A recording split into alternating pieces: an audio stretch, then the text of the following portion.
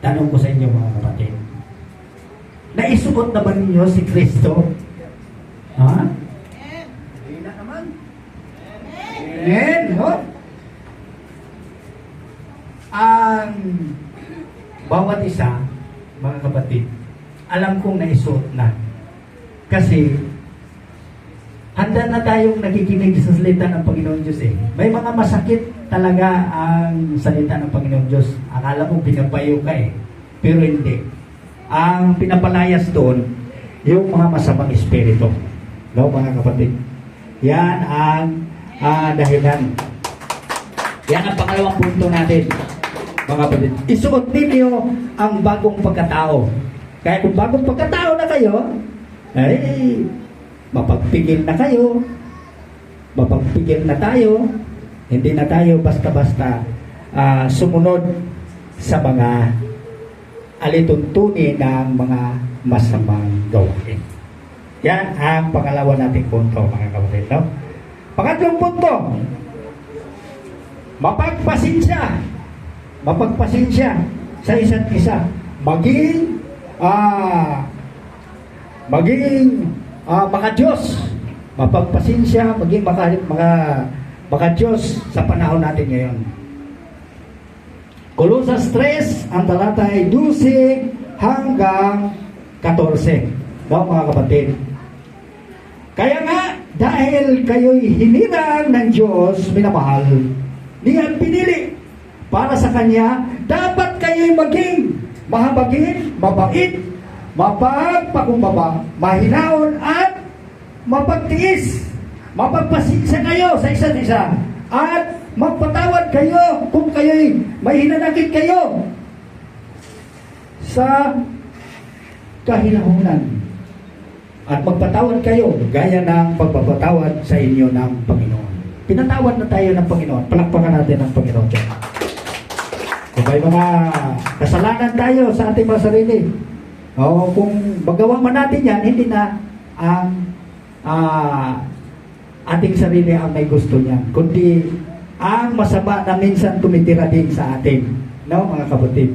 Sa 14, at higit sa lahat, magbahalan kayo sapagkat ang pag-ibig ang nagbuklod ng ganap ng pagkakaisa.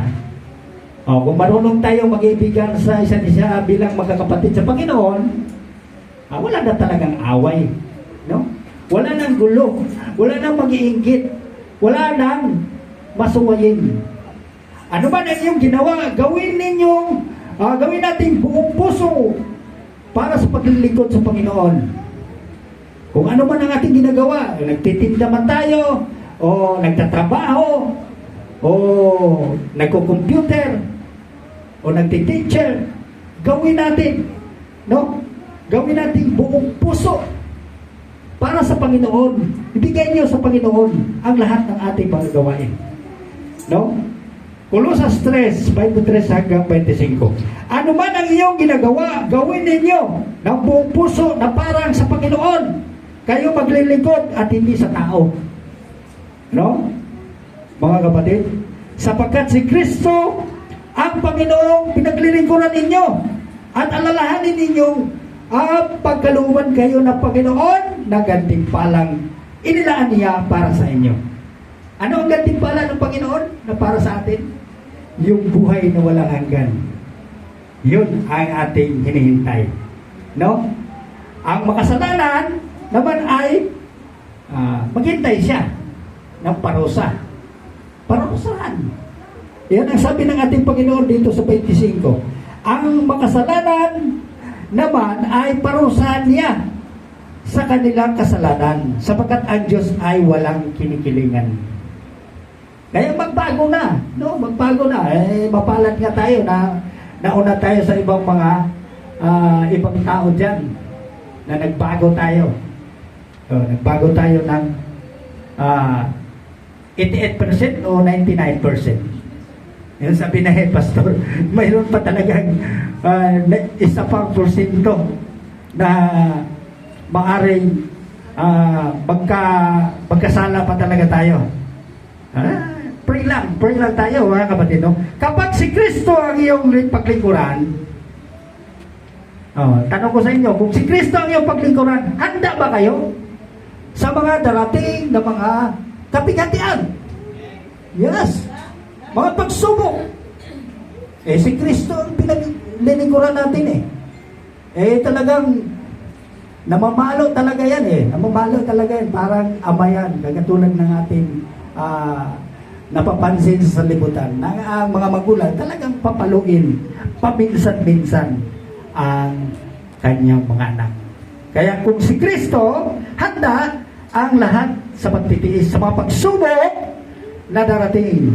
Yon ang sinasabi sa unang Pedro, Kapitulo 12 hanggang 19. Ang sabi ng ating Panginoon, mga minamahal, huwag kayong magtaka sa mga mabibigat na pagsubok sa inyong dinaranas na para bang ito'y di pangkaraniwan. Hindi na pangkaraniwan yan. Kahit na mga masama, may pagsubok din yan Lalo na kung sa mga taong naglingkod sa Panginoon. Sa halip, magagalap kayo sa inyong pagkikibahagi sa mga paghihirap ni Kristo upang maging lubos ang inyong kagalakan kapag nahayag na ang kanyang kadakilaan. Magagalak lamang po daw ang isang tao kung malapit na siya darating, no? Ang kanyang, bahayag na ang kanyang kadakilaan.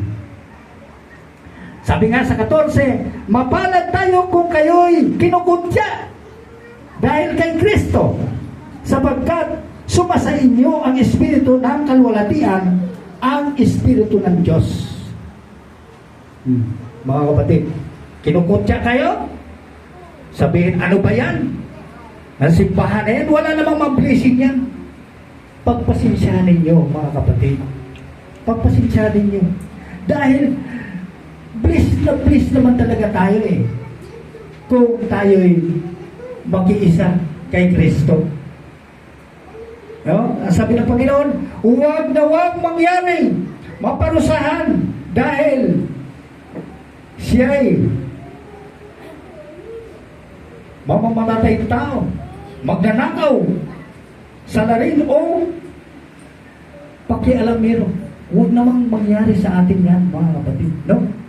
Na maparusahan tayo dahil sa mamamatay tao. Ilayo tayo ng Diyos dyan. Ngunit kung kayo'y magdusa dahil sa pagiging Kristiyano, huwag ninyo ikahiya ito. Sa halip, magpasalamat kayo sa Diyos sapagkat taglay ninyo ang pangalan ng ating Panginoon Kristo. Palakpakan natin ang Panginoon Diyos. Dumating pa ang panahon ng paghukom at ito'y magsimula sa mga bayan ng Diyos. At kung sa ating ito magsimula, ano kaya ang magiging wakas sa mga hindi sumusunod sa magandang balita? Ano kaya ang wakas ng mga taong mga masasama na hindi sumunod sa mga magagandang balita ng Panginoon Diyos? Tulad ng sinabi sa 18, sinabi ng kasulatan, kung ang taong matuwid ay napakahirap maligtas, ang di kumikilala sa Diyos, paano pamaligtas? No?